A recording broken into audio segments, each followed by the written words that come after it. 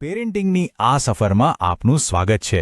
જુઓ, આજની દુનિયા કેટલી ઝડપથી બદલાઈ રહી છે અને એની સાથે સાથે આપણા બાળકો સામેના પડકારો પણ સાવ નવા છે।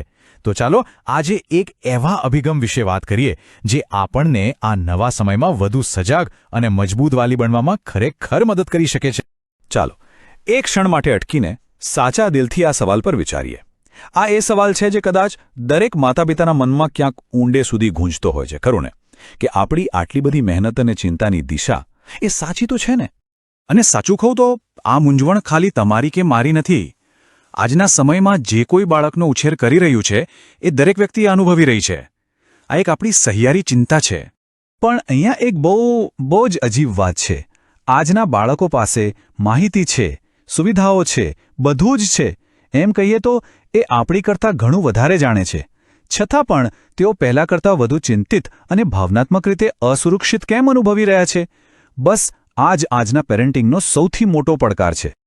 તો ચાલો હવે એ સમજવાની કોશિશ કરીએ કે આજના આ નવા પડકારો અને આપણી પેઢીઓથી ચાલતી આવતી ઉછેરની પદ્ધતિઓ વચ્ચે આટલું મોટું અંતર કેમ વધી રહ્યું છે।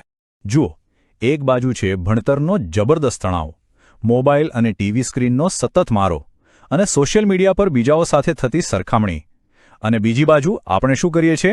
એ જ જૂની પદ્ધતિઓ અપનાવીએ છીએ। બાળક પર કંટ્રોલ રાખવો, ડર બતાવીને શિસ્ત શીખવવી અને બસ કોઈ પણ ભોગે સારું પરિણામ આવવું જોઈએ એના પર ભાર મૂકવો। સાચું તો એ છે કે આ જૂના સાધનો હવે નવા પડકારો સામે બિલકુલ કામ નથી કરી રહ્યા। તો પછી આ આખી કડીમાં શું ખૂટે છે? એવી કઈ વસ્તુ છે જેના પર આપણું ધ્યાન જ નથી જઈ રહ્યું? એ છે બાળકની ભાવનાત્મક સમજ અને એની માનસિક મજબૂતી। બસ આ જ પાયાની વાત છે જે આપણે ચૂકી રહ્યા છીએ। ઓકે, તો ચાલો હવે સમસ્યા પરથી આપણું ધ્યાન હટાવીએ અને એક નવી સંભાવના તરફ આગળ વધીએ। હવે સફળતાની વ્યાખ્યાને એક નવા જ દૃષ્ટિકોણથી જોવાનો સમય આવી ગયો છે। અને આ કદાચ આપણી આખી વાતચીતનો સૌથી મહત્વનો મુદ્દો છે। બાળકની સાચી સફળતા તેના માર્ક્સ કે ડિગ્રી કરતાં ઘણી વધારે એ વાત પર નિર્ભર કરે છે કે તે પોતાની લાગણીઓને કેટલી સારી રીતે સમજી શકે છે અને સંભાળી શકે છે।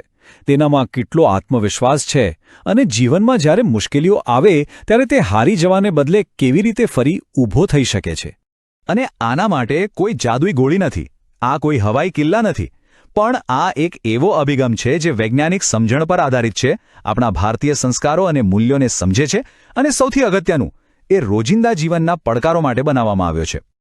ચાલો હવે આ નવા અભિગમના મૂળભૂત સિદ્ધાંતોને થોડા ઊંડાણથી સમજીએ।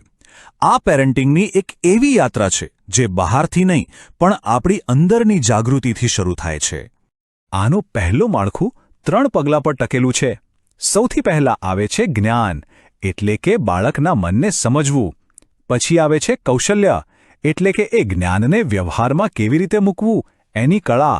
અને છેલ્લે આવે છે વલણ, એટલે કે ગુસ્સાને બદલે ધીરજ અને સ્નેહ સાથે માર્ગદર્શન આપવાનો પાક્કો નિર્ણય। હવે બીજું માળખું જુઓ, એ તો આનાથી પણ ઊંડું છે। એ મન, શરીર અને વર્તનને જોડે છે।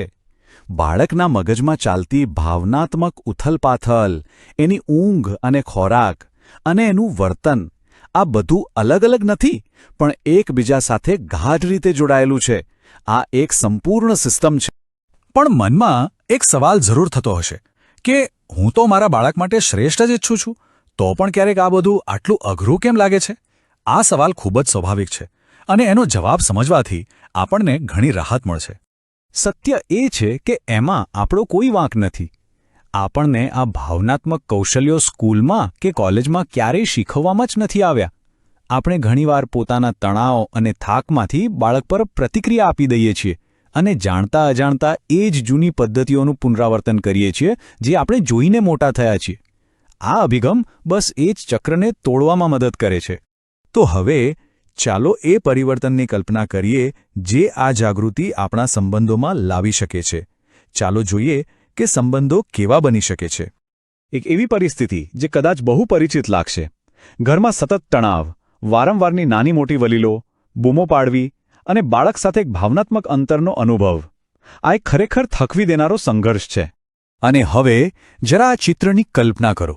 એક એવો સંબંધ જ્યાં ડર નહીં પણ પરસ્પર આદર હોય, જ્યાં અસુરક્ષા નહીં પણ ભાવનાત્મક સલામતીનો અહેસાસ હોય અને જ્યાં અંતર નહીં પણ એક અતૂટ વિશ્વાસ હોય, આ પરિવર્તન એ ખરેખર શક્ય છે. તો આ અભિગમથી જે પરિણામો મળે છે તે એકદમ સ્પષ્ટ છે. એવા બાળકો જે ભાવનાત્મક રીતે સુરક્ષિત અનુભવે, જે આત્મવિશ્વાસથી પોતાના નિર્ણયો લઈ શકે, જે પોતાની લાગણીઓને દબાવવાને બદલે વ્યક્ત કરતા શીખે અને સૌથી મહત્વનું, માતાપિતા અને બાળક વચ્ચે એક શાંત અને સમજણભર્યો સંબંધ બને. અને ફરીથી યાદ અપાવી દઉં, આ કોઈ પશ્ચિમી વિચારધારાની નકલ નથી. આ કાર્યક્રમ ખાસ ભારતીય પરિવારોના સંદર્ભને, આપણા મૂલ્યોને અને આપણી અપેક્ષાઓને ધ્યાનમાં રાખીને જ બનાવવામાં આવ્યો છે.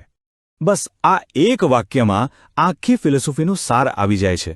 જો આપણે ઈચ્છીએ છીએ કે આપણા બાળકો ભવિષ્યમાં મજબૂત, સક્ષમ અને ખુશપુખ્ત બને, તો એનો પાયો બાળપણમાં મળેલી ભાવનાત્મક સુરક્ષા જ છે, બીજું કંઈ નહીં.